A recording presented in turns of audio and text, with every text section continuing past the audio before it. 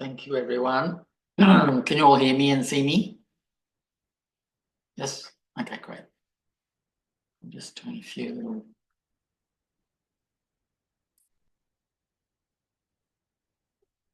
technical things. Okay, so today we're going to continue our discussion of dream yoga. I'll give a very brief recap of yesterday, I suppose, just in case we've all forgotten everything we heard yesterday. So dream yoga is a practice that is about recognizing reality as it is and about recognizing our ultimate nature, our Buddha nature, or Rigpa.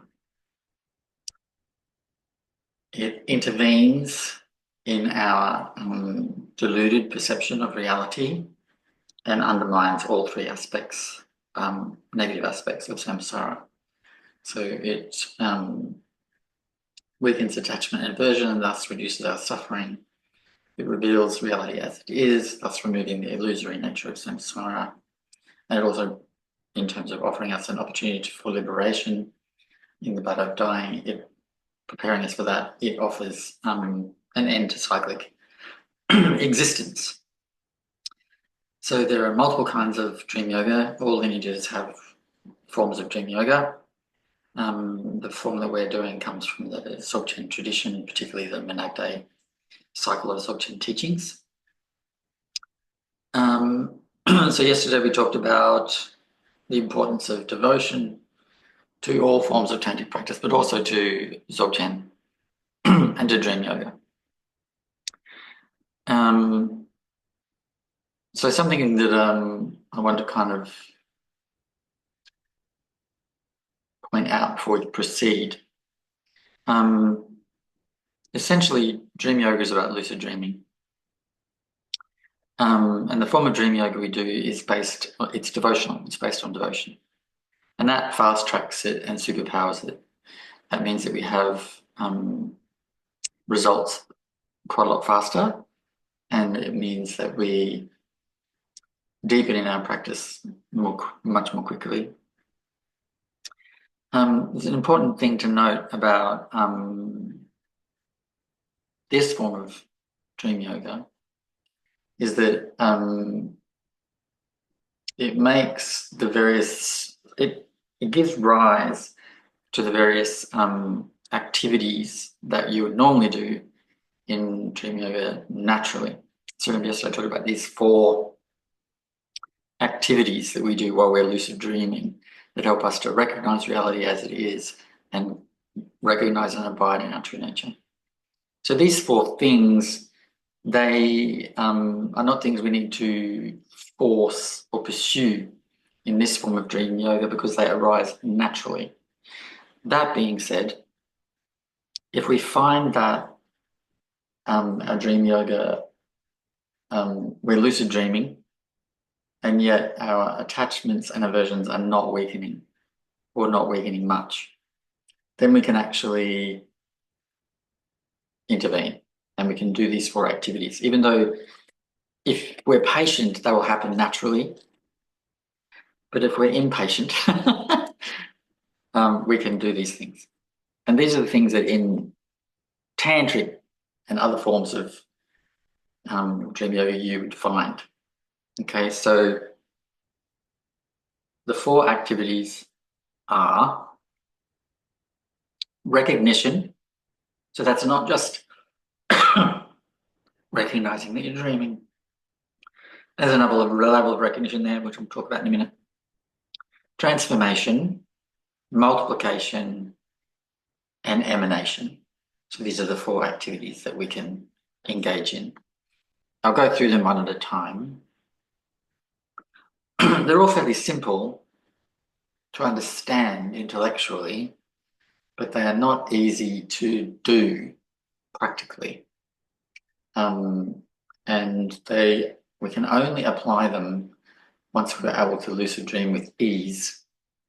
One of the big pitfalls to lucid dreaming, as soon as we're lucid, like that we're aware that we're dreaming, we quite often wake up because we're surprised by the fact that we're lucid in the dream. And then we'd wake up, just wake up. So we need to get so familiar with sort of lucid dreaming that we don't wake up as a result of becoming aware that we're dreaming. Once we're able to be in a lucid dream without waking up, we then start to apply these 4 activities. In various lineages, they're called different things. I call them 4 activities, but they're also called the 4 stages of dream yoga, the 4 phases of dream yoga. They're called different things. So the first one, recognition, that's, as I said, it's beyond just recognizing that you're dreaming. It is recognition that everything that is appearing to your perception arises from the mind and is the radiance of Rigpa. So it's a deeper level of recognition. So you're going, oh, I'm dreaming. So you're recognizing you're dreaming. That's often called, rather than, in order to avoid confusing the 2 things, these 2 important things, they often talk about, rather than recognizing that we're dreaming, they say apprehend the dream. So you apprehend that you are dreaming. And then they talk about recognizing that everything that we're perceiving arises from the mind and is the radiance of Rigpa. So there's 2 things there.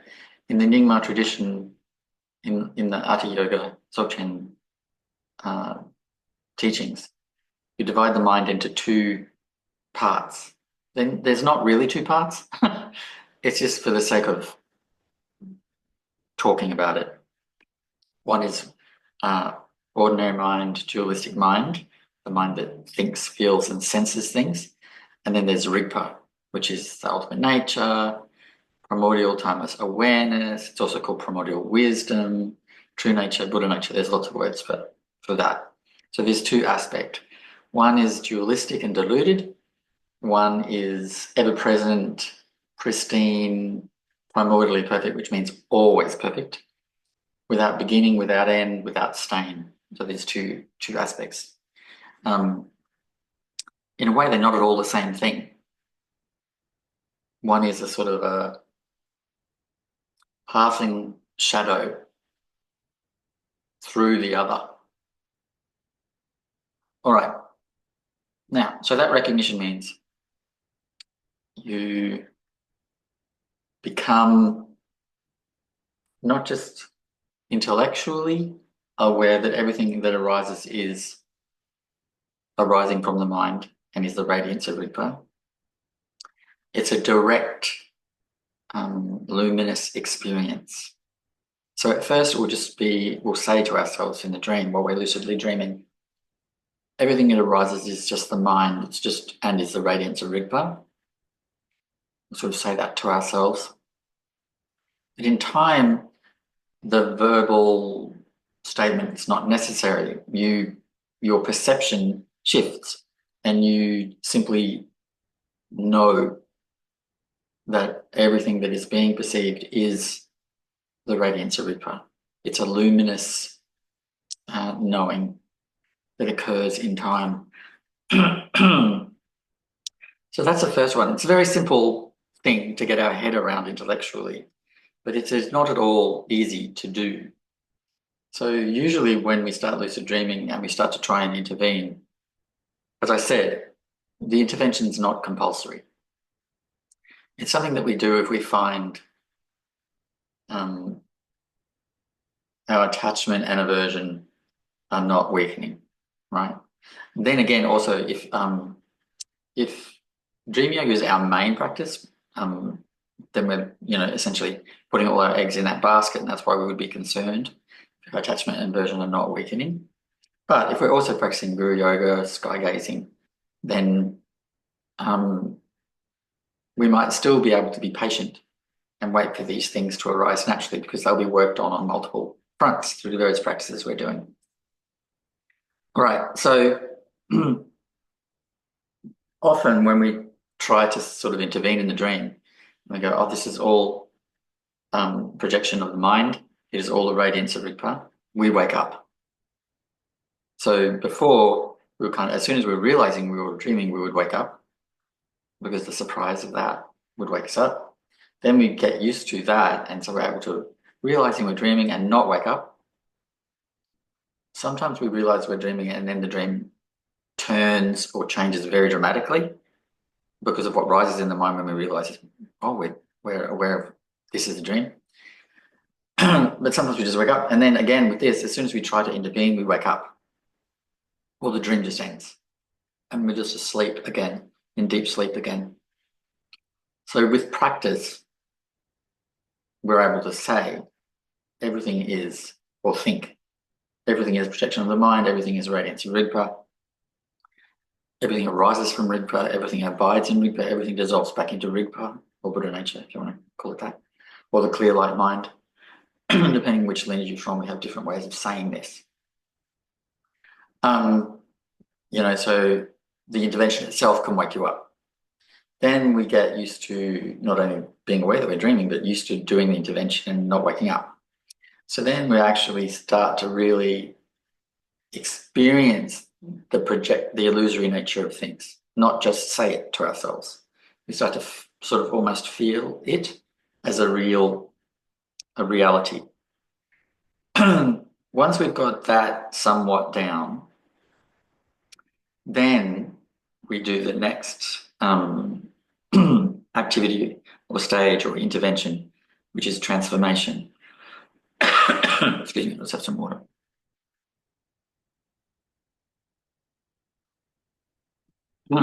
So that is where we transform the content of the dream.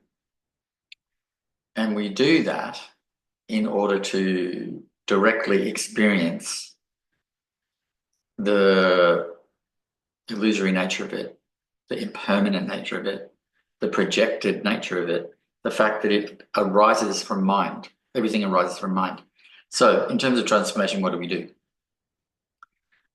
We change the color and shape of things. So if the sky is blue, we can change it to purple or pink or green. Grass is green, so we change it to blue, purple, pink, orange, or something, whatever you like. Colors and shapes are the easiest thing to change to start with. So, then also we might see a rock and might change that into like a diamond shape, or we might change it into a square shape. If we find a square thing, we might change its shape into round or pyramid or a cone or something. So start by changing color and shape.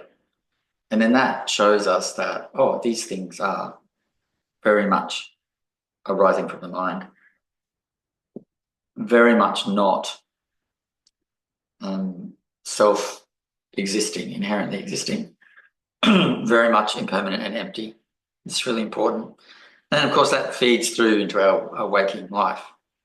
Once we start to really understand that in the dream, that bleeds through into our daytime experience. We start to really understand, this is all very much fabricated by the dualistic mind. Also in terms of transformation, an important aspect of that, in order to untangle or dissolve our attachments, we work on dissolving and untangling our attachments to ourself, our identity. So we change our nationality.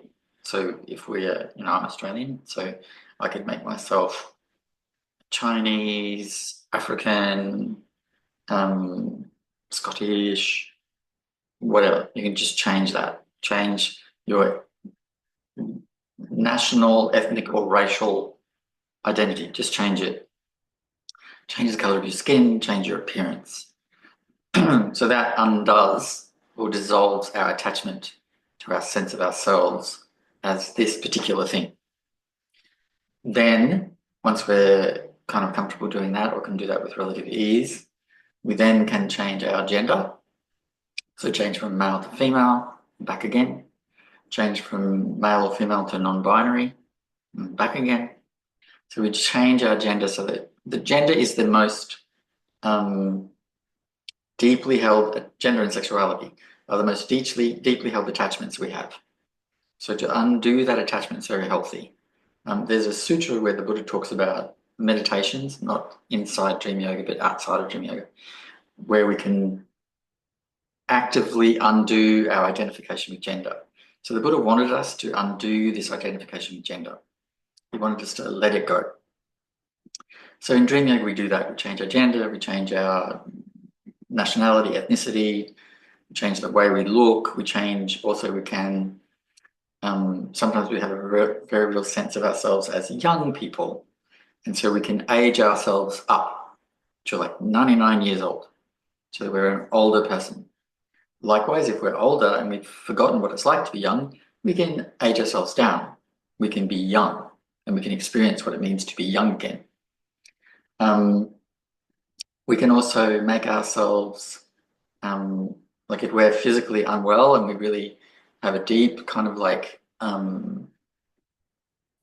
identification with being chronically ill or saying having arthritis or whatever, then we can make ourselves well in the dream and we can let go of that identification. Likewise, if we're kind of really quite healthy and fearful of illness, we can make ourselves sick so that we can experience being unwell and understand its temporary, impermanent nature. All right. It's important to, just on a sidebar, because a lot of people with chronic illness are often told it's in your head. It's not in your head, it's a real thing. So I'm not saying that illness is in your head at all. I'm just saying you can experience illness and understand its impermanent nature through the dream yoga. Likewise, you can change, like if a lion comes at you and you're terrified of lions, you can change it into a fluffy poodle. Cute. Play with it, have fun. Likewise, if it's an aggressive lion that's coming at you, change it into a friendly lion, a nice lion that you can play with. You know, you can just change things. And this is all about transforming the dream so that we can undo our attachment and our aversion and our ignorance all at once.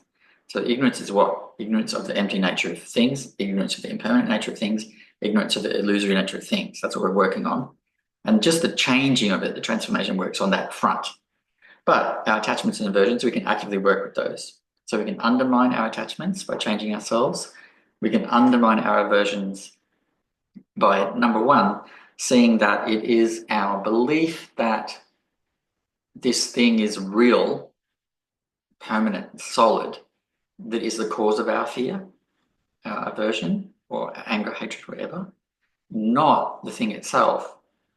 So by changing things from, hostile to friendly, we are working on kind of like dealing with the illusory nature of stuff. But then we can just let it be scary and work on the fact that actually we can just dissolve it into nothing. And then we go, oh, it's actually not the presence of this thing that causes the fear or anger or hatred. It's the fact that I believe it's real that causes that. As soon as you understand that it's impermanent and illusory, those attachments, aversions, fears, angers, and things, desires, they just don't rise. So that's why we transform things. But again, start with color and shape. They're the easiest things to do. It's like play school, play with Play-Doh, changing the color or shape of things. Then you can go on to actually changing objects into something else. And then you can go on to changing yourself.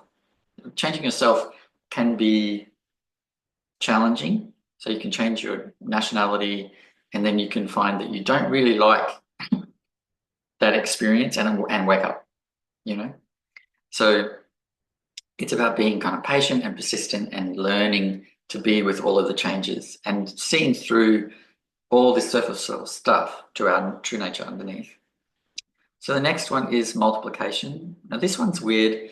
Often people ask me like, what's the point of this one? It does the same thing as the first one. It loosens our attachment and aversions and reveals the fact that everything's a projection, everything's an illusion, everything's a fabrication of the mind. So by multiplication, we mean like if you're in a dream and there's, say, a tree in the dream, you can multiply the dream. Make 2 first, then make like 5, then make like 10, then make like 100, then make like 1,000 of these trees. Once you're able to multiply objects, trees, shells, I did rings. I've got 1 ring on, now I've got 2, now I've got 10. So you do rings or You can really choose anything. You choose a thing that you want to multiply, like a shell, a stone, a flower, multiply that up to thousands and thousands. Then you do yourself. Once you're able to multiply things with relative ease, then you duplicate yourself. So there's two. One sits down to meditate, the other one chants a mantra. Then you multiply yourself again. So there's 4 or 5 of you, then 10, then 100, then 1,000, 500 chanting mantra, 500 sky gazing, another 500 doing guru yoga. You multiply yourself like that. This teaches you that the self itself is a complete projection. It also gives you some other skills that are handy in other practices. So then the fourth one is emanation. So there's 2 aspects to this emanation. One is if you have like a yidam or a meditational deity, bodhisattva or Buddha, who you feel devotion for, or you feel drawn to or interested in or attracted to, you can emanate them in your presence, and you can make offerings, you can request teachings, you can listen to them and learn from them. So you can emanate Chenrezig, you can emanate Aryatara, you can emanate Bodhisattva, you can emanate Manjushri, and then you can supplicate, practice devotion, ask for blessings and teachings. You can fill the whole sky with Buddhas, Bodhisattvas, and Dakinis, who are all showering you with their blessings. This is important because remember yesterday I was talking about how difficult it is to get the balance between devotion and understanding or seeing the empty nature of deities.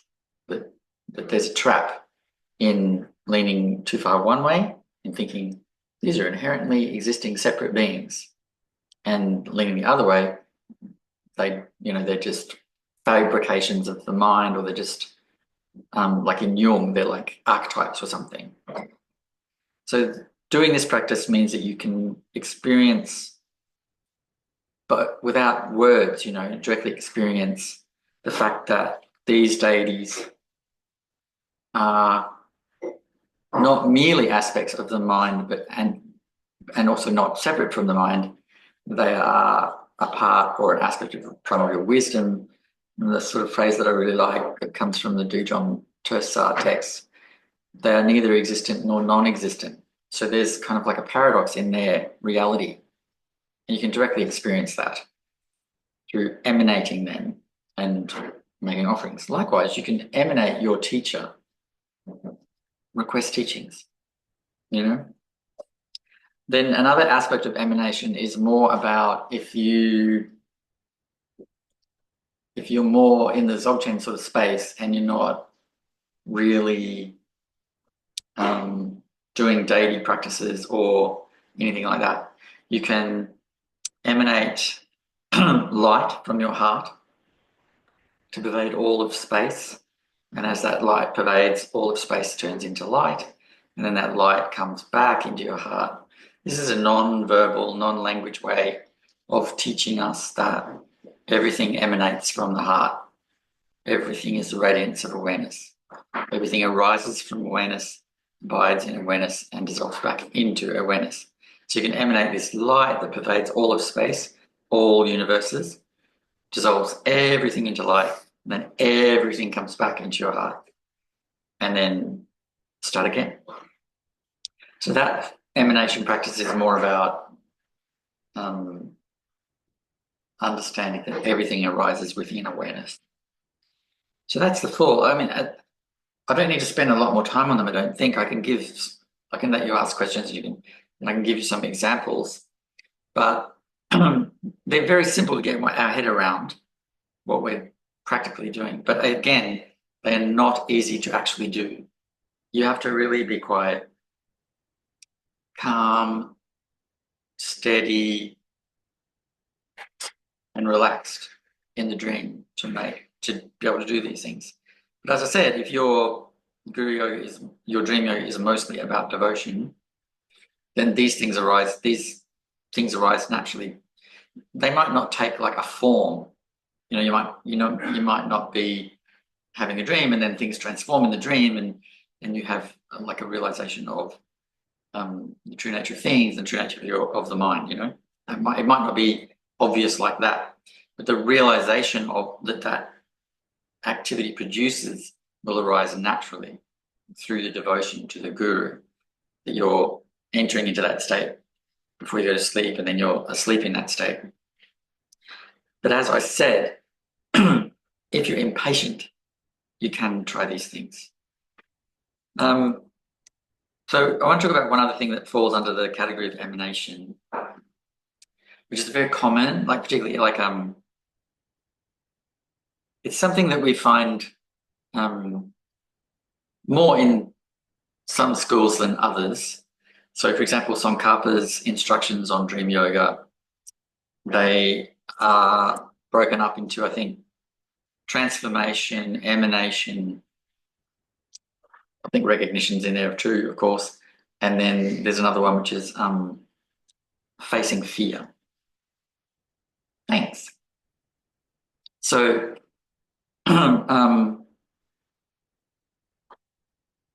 this facing fear thing is part of quite a lot of the dream yoga traditions. I do want to talk about it because it is an interesting thing. So someone asked us about, nightmares, having nightmares. Is dream yoga good? Nightmares? I said, yeah, it's a very good idea. So one of the things you can do is you can change the nightmare so it's not scary. Another thing you can do is just let the nightmare be and kick back and chill because you're lucid. You know it's not real. And understand that the fear arising in the nightmare is not from what's in the nightmare. It's from the misperception that this is real. It's not real. So if it's not real, why are we afraid? So that's an important thing to get to. So oftentimes in this emanation phase, dream yogi or yogini will create a terrifying scenario, their greatest fear, and they will sit with it and just work on understanding that the fear is not coming from the thing itself. It's coming from the belief in its inherent self-existence. And the mistake that it's like permanent and lasting, and the mistake that it can impact you. Even in the real world, things can only impact our state of mind if we let them. The problem is we're usually out of control and it just happens without us, having any say in it. But if we are able to relax and chill in every situation, nothing that happens will affect our state of mind. We remain relaxed and chill. So once you've really got good at the emanation thing, you're able to produce things at will in your dreams, then if you want, again, completely optional, because as I said, if your focus is just letting devotion do its thing in your dreams or you're asleep, then it's the blessing of the guru that brings all this about, these understandings. But if you're impatient, or if you've got one particular thing that you really feel you need to work with, one of fear, one aversion, whatever, then you can do this. So you create the scariest thing to you, and you just sit and chill with it. Now, when you first do that, you'll probably wake up straight away, straight up out of it. It's just all too scary. There was one Nyingma yogi who used to, in his dreams, go to hell realms and just sit there, meditate and chill, because he had been taught from a young person to be really quite terrified of hell realms, and found that was a very strong fear and aversion. And so he would just go there and, create this hell realm and just chill, hang out. And whatever happened to him, he would remain composed. And then, of course, at the end of that exercise, being with the scary or traumatic thing, you dissolve it. So you're teaching yourself again, not just to be chill and relaxed when terrible things happen, but that that your reaction is a fabrication. The terrible things might happen, but our reaction to them is up to us. We can either be terrified, frightened, traumatized, or we can remain calm, relaxed, and impervious. We have a choice that is in our power. So that's one of the things that people do when they're doing that emanation practice. But often, if you're dreaming and you're having a bit of a nightmare and then you realize, oh, this is a nightmare, then you can just observe. If you can be calm. If you can't be calm, there's no point being scared. So you just change the dream so it's not scary anymore until you can sit with it in a calm way. Suffering for its own sake is never a good. So the whole point of Buddhism is to reduce and remove suffering, not to avoid it, not to be afraid of it, not to run from it, but like actually remove it. We remove that by facing it when we are able to face it and developing our ability to face it. So if we're having something happen and it's really scary and we are not able to be calm in that situation, we just change it. Teach ourselves that it's impermanent and illusory, like learn that lesson first. And then when we can actually generate a scary thing, we can work on individual fears. But as I'm always saying, through the practice, you don't need to pick and choose an individual fear or concern or worry. They're all undone by the main practice. What's the main practice? Whatever you're doing to recognize the nature of mind.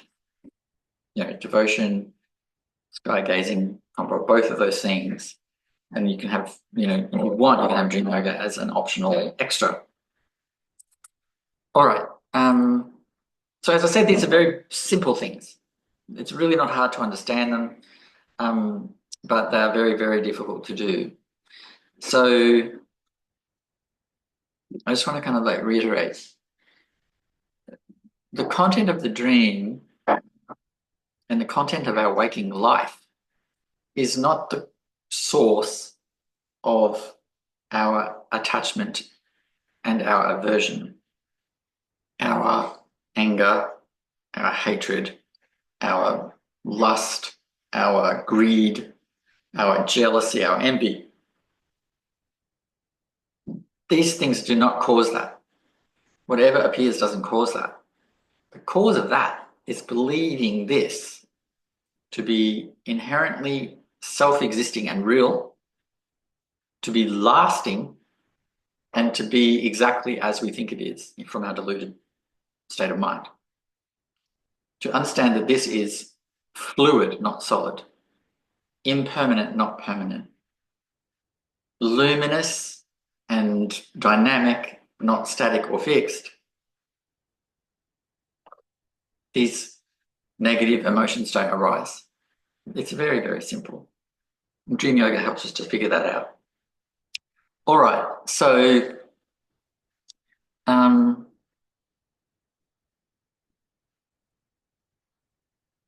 I'll talk a little bit about habitual tendencies at this point. Now, in life, we develop habitual tendencies, which we call in Buddhism karma. They're patterns that we repeat. And every habitual pattern that we repeat has an effect. Cause and effect is real in both physics and Buddhism. So we have habitual tendencies in our waking life, and they cause things to happen. One of the main things they cause to happen is the repetition of them. They just keep happening and have a momentum. But also, if we're miserable, angry, and hateful, that will be the quality of our world. That will be what reflects back at us.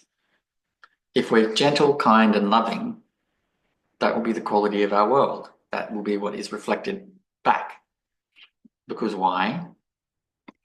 It's all mind-made. it's a fabrication.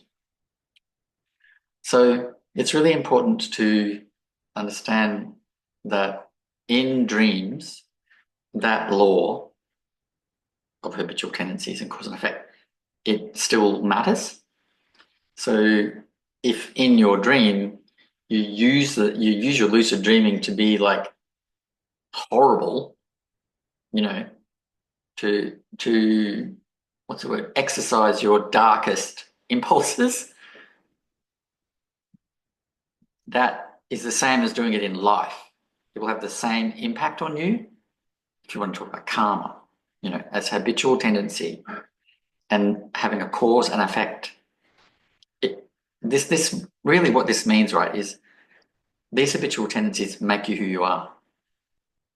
And if in your dreams you choose to, you know, indulge yourself, it means that in waking life you'll have that tendency more strongly. Dreams are not a neutral space. They're like waking life.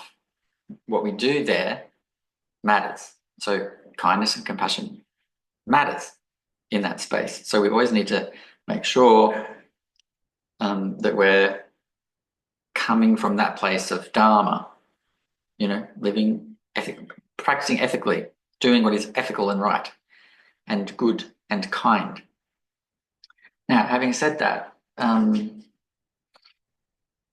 karma is, or these habitual tendencies are completely of the mind, you know, so they're completely changeable. This habitual tendency is completely changeable.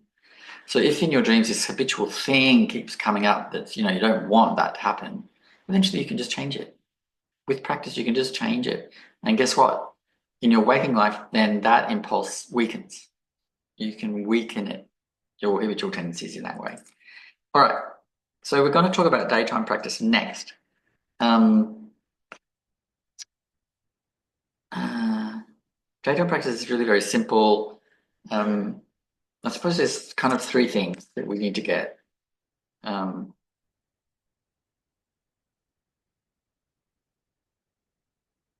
So we need to understand, I suppose, on a fundamental level that the four Dharma seals, which I'm always going on about.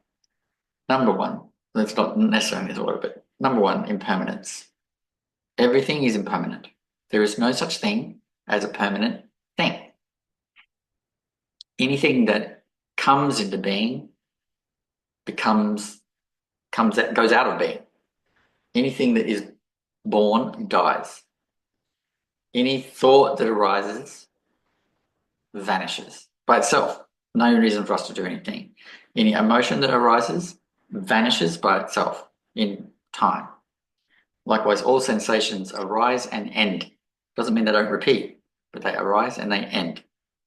Okay? So this is number one we need to get about reality. It's impermanent. Number two, the thing we need to get about reality in our waking life. This is what we do to prepare for dream yoga so that it kind of works, you know? We understand shunyata or emptiness, particularly non-self, what they call anatta, which is that the self is not a separately existing, inherently existing, lasting, permanent and solid entity. It is not. Likewise, all things. Nothing is separately existing, inherently existing, permanently existing. All things are interconnected. All beings are interconnected. Everything is fluid, nothing is solid. Everything is light, not physical matter. Everything is dynamic and changeable, not static. You need to understand this. The third of the Dharma seals is that all emotional states are illusory, fabricated, and lead to suffering. So whatever you can think or feel, none of it's good. Even if it feels good, it will lead eventually to suffering. Only the non-dual state, or resting rigpa, or resting primordial timeless awareness, is without suffering. And then the fourth and final one is that awakening is real and possible. Sometimes I say nirvana, sometimes it's translated that one as nirvana is real and great non-dual peace or something like that. There's multiple different ways of saying this, but nirvana or awakening is real and possible. Oftentimes we think intellectually it's possible, but we think not for us. You know, we're just too scarred, too stained, too defiled, too whatever. It's not possible for us. You know, this is wrong. It's possible for everyone, and it is real, and it is lasting. So awakening is permanent. It's the only thing that is, because it's not really a thing. It's non-dual, timeless, primordial awareness. Not a thing. Okay, so that one is also about Buddha nature. How is it possible? How is awakening possible? Because we all have Buddha nature. We all have, or are, in effect, Rigpa. Everything is Rigpa. So that's why it's possible. So those things are the sort of foundation, and those are the things you need to get in your waking life. So when you look at things, there are meditations you can do and everything like that, but I prefer to use simple aphorisms. When you look at things, you need to understand what they are. You need to train yourself in a way, but not effortfully, in a relaxed, chill kind of way. Train yourself to understand what you're looking at, what you're hearing, what you're smelling, what you're tasting, what you're feeling, what you're perceiving, what you're feeling, what it really is, you know, and there's a simple way to do that. So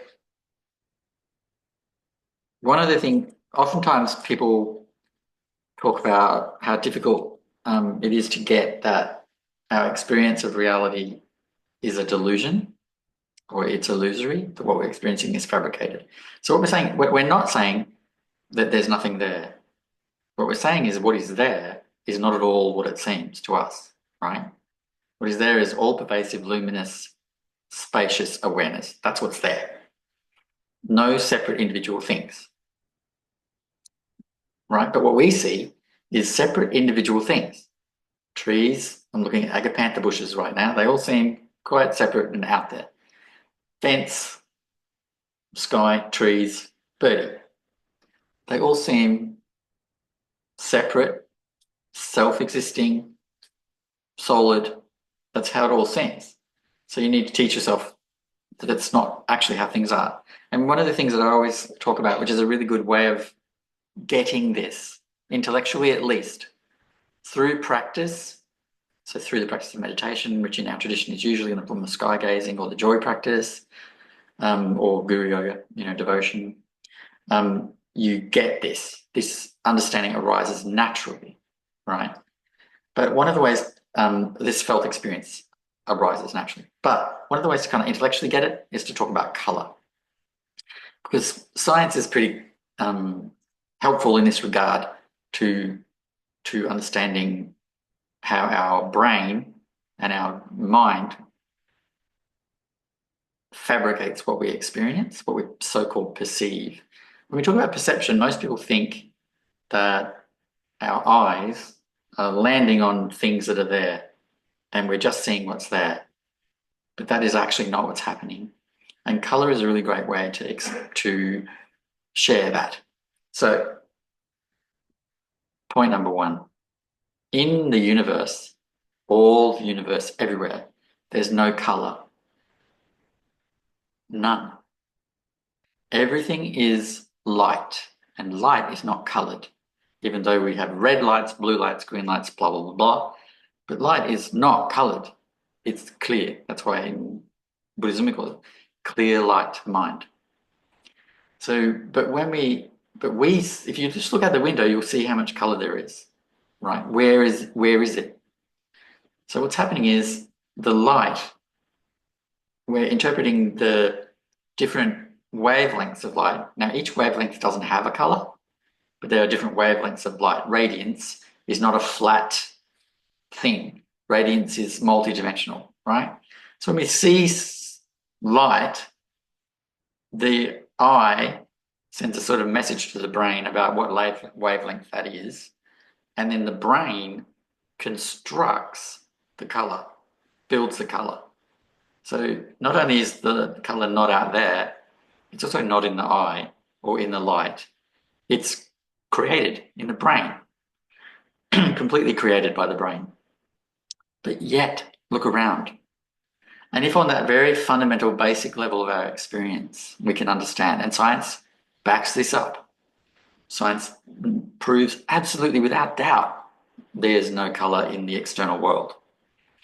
We can kind of start to understand how deep this fabrication the brain is creating is. If on just that very fundamental level, color doesn't exist. You know, this is why people can have can be completely color. I'm not saying colorblind, but there are human beings who don't see color; they see just shades of grey. That's also not what it is, but it's another thing the brain's doing, a different way the brain is creating in an interpretation based off the light, the luminosity. And there are colorblind people, obviously, who don't see the difference between red and green, red, green and brown, blue and purple, etc. You know, people are different.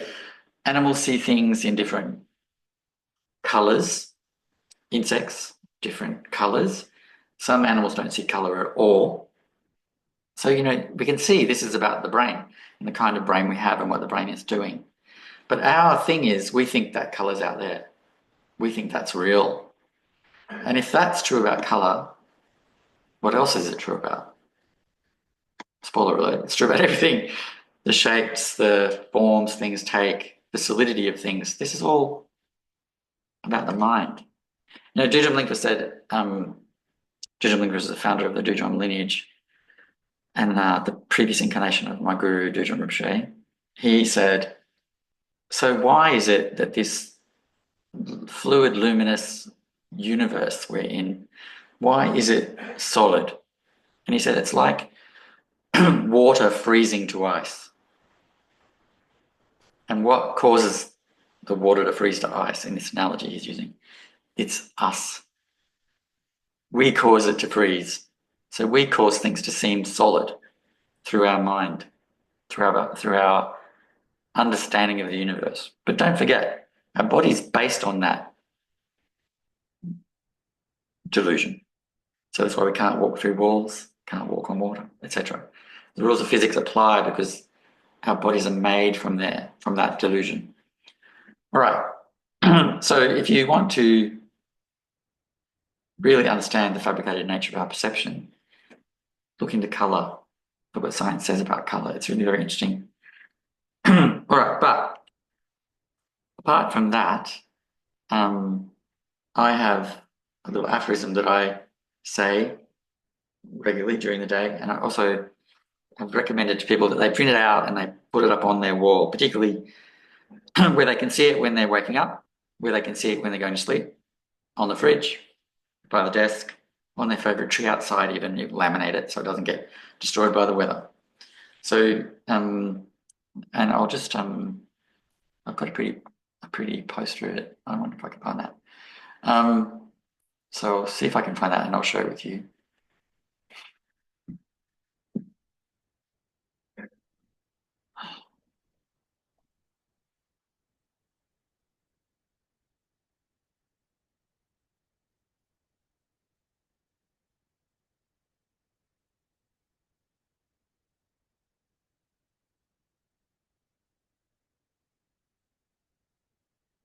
All right, I'm going to share it with you now.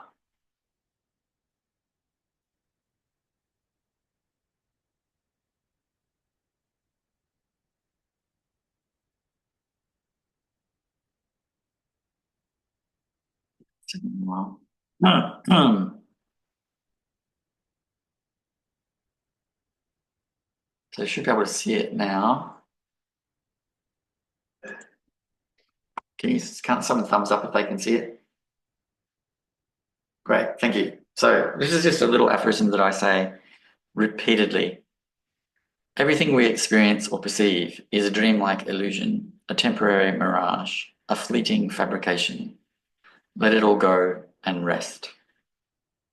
So this is a way of like very effortlessly training yourself to understand that what you're perceiving is not what's really there. You can print this out and put it, like, as I said, by your bed, in your kitchen, in your study, everywhere you want to put it. You know, you can print it out and put it on a little keychain if you like. So it's a very effortless way, because then you don't have to sort of say it if you print it out. You just see it, read it, move on. And you see it multiple times a day, read it, move on. There's no effort in doing that. And so you come to really start to see, when you first perceive something, already is the understanding it's illusory. It is illusory.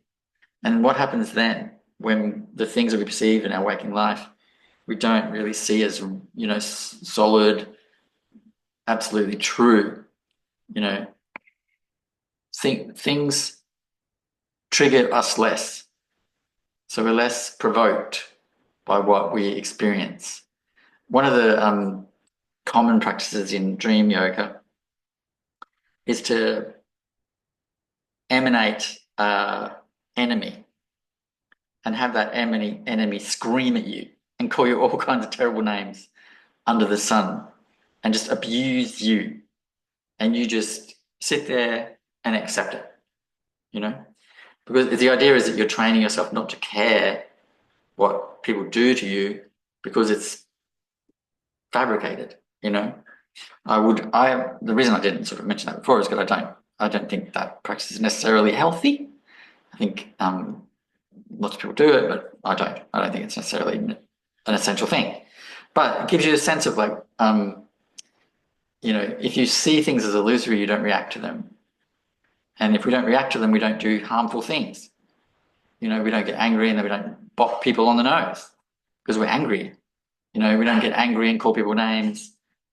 Likewise, we don't, you know, if a very beautiful person walks in front of us, you know, there's an instant for most people desire, you know. Say it's the perfect person for you, everything that you really, really desire in a person, to walk right in front of you. You know, instantly there's that desire, craving, yearning. But if you understand that that desire and craving and yearning is a fabrication, you don't pursue it. But not only that, how they look is a fabrication of your brain. You know, they're just light. Whether they've got nice hair, nice eyes, nice smile, whatever you like, it's just light. And everybody is exactly that. So this person, that person, the next person, the same, you know. So there's less bias, there's less greed, less desire. It all weakens up. But you don't have to kind of work on all these things. I think, you know, like in the Dzogchen tradition, we try not to work on things because it creates tension and stress, you know. So just having this around and seeing it, you know, you can print it out and put it in your book that you're reading. It really takes the effort out of it, and but you really will start to see, oh, this is an illusion. You know, when you're stuck in traffic, you remember, oh, you know, my reaction is a fabrication upon a fabrication. This is all light. I don't need to be upset about this. You know, that being said, it doesn't mean that we should, someone always thinks or asks, oh, does that mean we should let people abuse us? No, it doesn't. You still have your boundaries. You still protect your welfare and well-being, but you don't react to stuff. You know, if there's a dangerous situation, remove yourself. You're more likely to be able to remove yourself calmly and safely if you're not having all those reactions to what's happening. You know, something that that's very kind of like clear. A person who's a good practitioner is great in an emergency. They're just so calm and they just get stuff done, you know? But if we're all in our reactions, we're not great in an emergency and we're probably going to make it worse, you know? So that's why we need to, even though things happen that are not good, we need to be able to be calm and even relaxed in the face of that and just do what needs to be done in order to ameliorate any kind of danger or risk, if that makes sense. All right, we'll have a little break at this point because we've hit 11. So in the next hour, I will